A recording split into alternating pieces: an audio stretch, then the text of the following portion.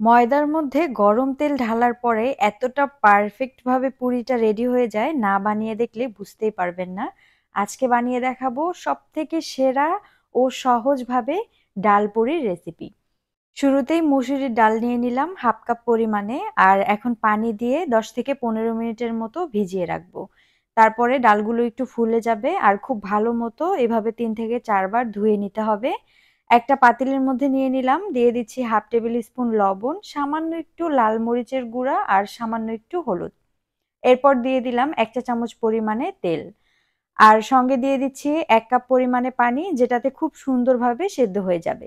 ডালটাকে সেদ্ধ বসিয়ে দিলাম, আর এখানে নিয়ে নিলাম 1.5 কাপ পরিমাণে ময়দা। যদি ময়দা না থাকে আটাও ব্যবহার করতে পারবেন। দিয়ে দিচ্ছি হাফ টেবিল স্পুন লবণ, half tablespoon baking powder আর 1 চা চামচ পরিমাণে চিনি। সব শুকনো উপকরণগুলোকে একসঙ্গে খুব ভালো মতো মিশিয়ে নিব। এরপর এখানে ব্যবহার করব 2 চা চামচ পরিমাণে তেল, তবে সেই তেলটা হতে হবে একদম গরম। আমি চুলায় তেলটাকে খুব ভালো মতো গরম করে নিয়েছি, আর সেই গরম তেলটাকে এখানে ঢেলে দিলাম 2 চা চামচ পরিমাণে।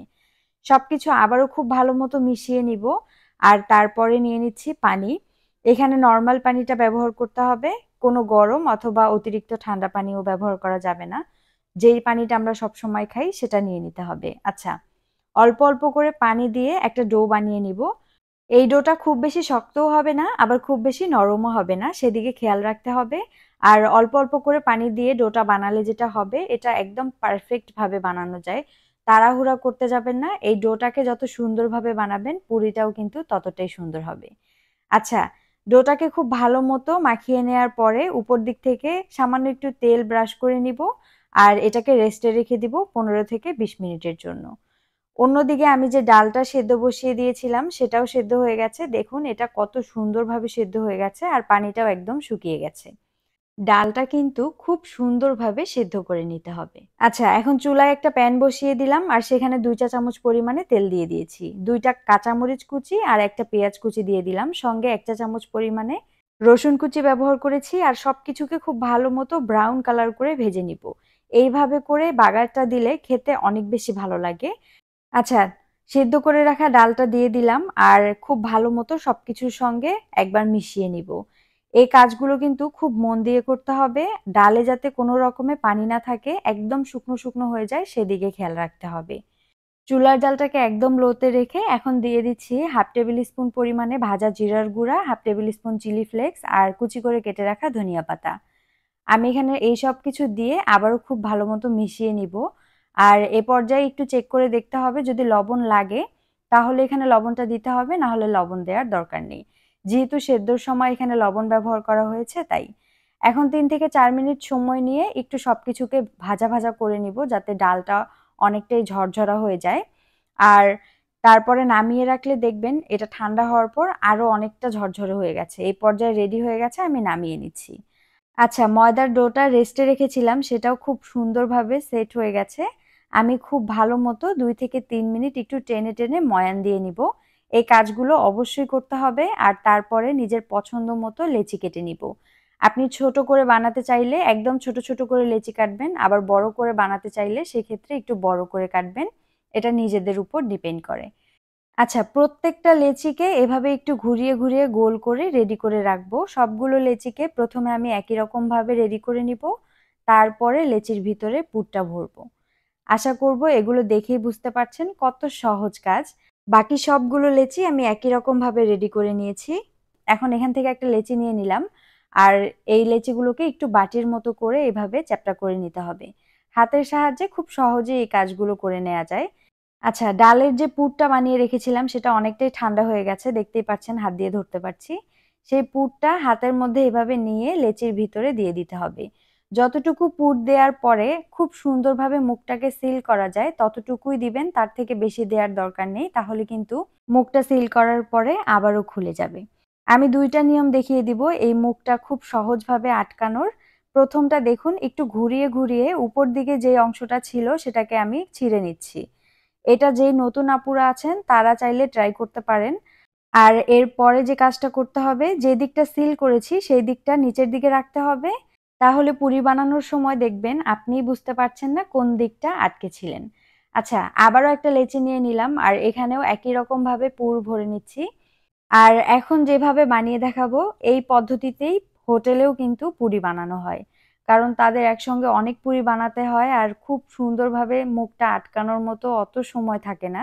তারা যেটা করে এভাবে মুখটাকে খুব ভালো মতো চেপে চেপে নিয়ে একটা সাইডে যেই লম্বা অংশটা বেরিয়েছে সেটা টেনে এইভাবে মুড়িয়ে দেয়।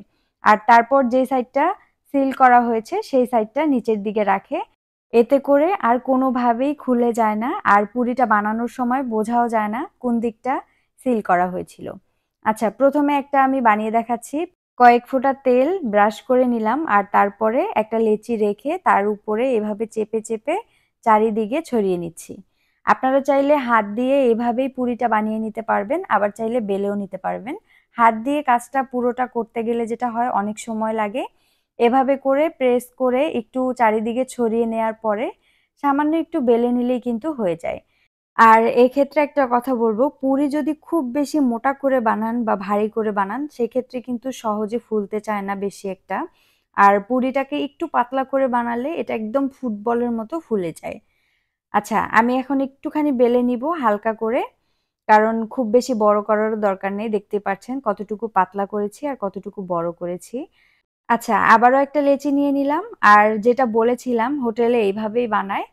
যে দিকটা আমি সিল করেছিলাম ওই দিকটা নিচের দিকে রেখে হাতের সাহায্যে খুব সুন্দরভাবে চারিদিকে এভাবে চ্যাপ্টা করে নিচ্ছি। আর ঘুরিয়ে দেখালাম, দেখুন বোঝাই যাচ্ছে না যে ওই দিকটাতে মুখটা আটকানো হয়েছিল।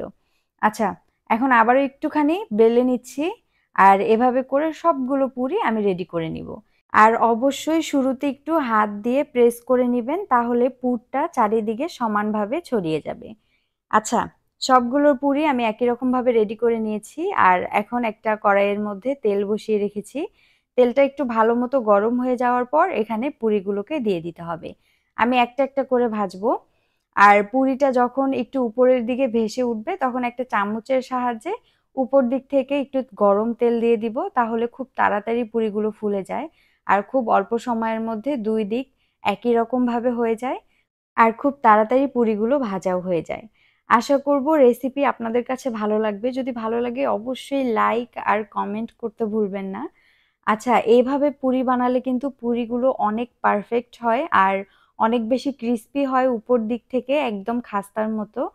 আর ভিতরের পুরটা যদি সেম রেসিপিতে আপনারা ট্রাই করেন তাহলেই বুঝতে পারবেন ওটা কত বেশি মজা।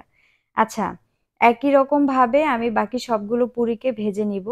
আরেকটা কথা, তেলটা গরম হয়ে যাওয়ার পর কিন্তু মিডিয়াম টু লো আঁচে রাখতে হবে চুলার আঁচটাকে। না হলে পুরিগুলো খুব তাড়াতাড়ি উপর দিক থেকে হয়ে যাবে, ভিতর দিক থেকে ঠিকমতো হবে না। আর উপর দিকটা অনেক তাড়াতাড়ি পুড়েও যায়। তাই এই জিনিসগুলো মাথায় রাখবেন। আমি সবগুলো পুরি একই রকমভাবে ভেজে নিয়েছি আর এখন একটা ভেঙে আপনাদের সঙ্গে শেয়ার করব। দেখতেই পাচ্ছেন এগুলো কতটা পারফেক্ট হয়েছে। দেখুন ভিতর দিকটাও কত সুন্দরভাবে হয়ে গেছে। আজকের মতো এই পর্যন্তই। সবাই ভালো থাকবেন। আল্লাহ হাফেজ। আসসালামু আলাইকুম।